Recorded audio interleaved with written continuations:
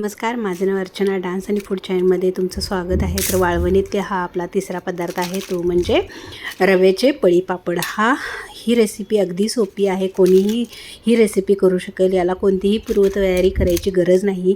अशी ही रव्याच्या पापडाची रेसिपी आहे. तर त्यासाठी लागणारे साहित्य बघूया.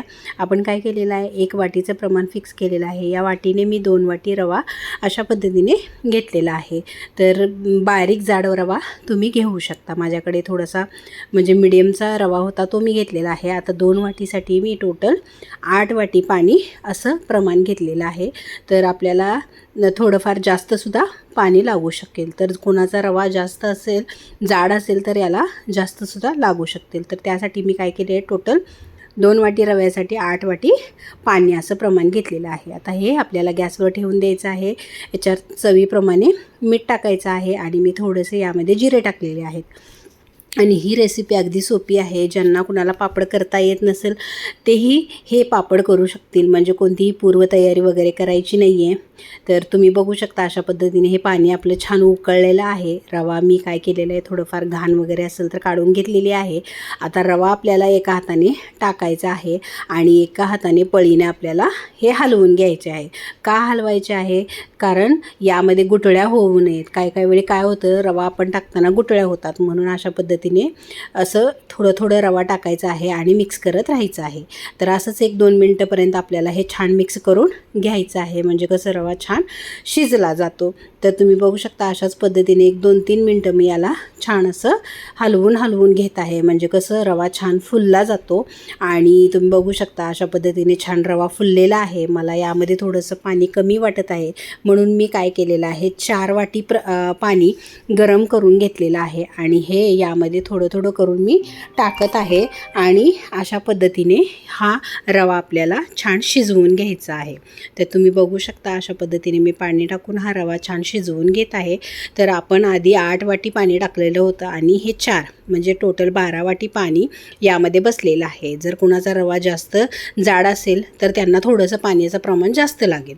तर अशा पद्धतीने तुम्ही बघू शकता मी टोटल ते 2-3 मिनटं, 4 मिनटं आणि आता ह्यानंतर 5 मिनटं, म्हणजे टोटल एक 7 ते 8 मिनटं हा रवा आपल्याला छान भाजून घ्यायचा, छान शिजवून घ्यायचा आहे. तर अशा पद्धतीने छान असा हा रवा आपण शिजवून घेत आहे. तुम्ही बघू शकता हा रवा बघा मस्त असा आपला शिजलेला आहे आणि असे बबल्स दिसत आहेत, तुम्हाला बघू शकता.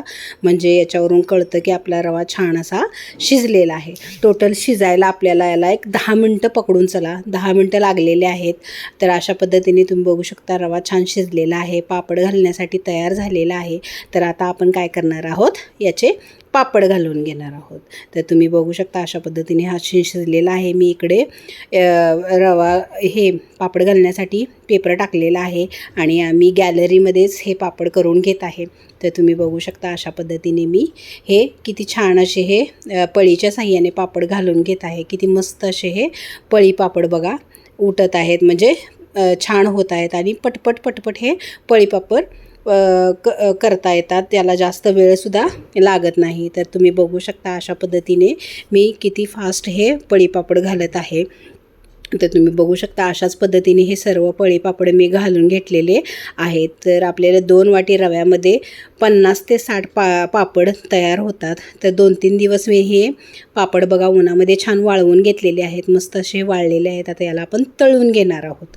तर तुम्ही बघू शकता अशा पद्धतीने तेल पण छान गरम झालेलं आहे.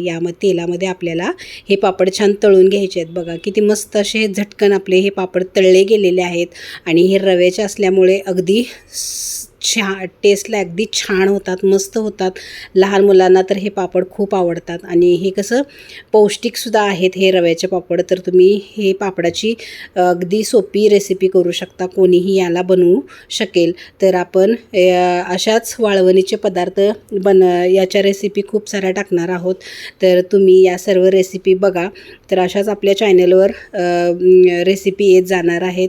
तर अशा छान छान रेसिपीज जर माझ्या तुम्हाला बघायला आवडत आवडत असतील तर माझ्या चॅनलला लाईक करा, शेअर करा आणि सबस्क्राईब करायला विसरू नका.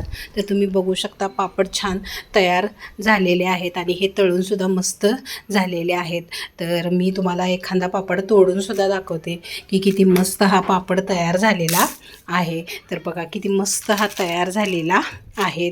तर ही रव्याच्या पापडाची, पळी पापडाची रेसिपी अगदी सोपी आहे, कोणीही याला करू शकेल. तर अशा छान छान रेसिपी आपण घेऊन परत भेटूया नेक्स्ट रेसिपीमध्ये. थँक्यू.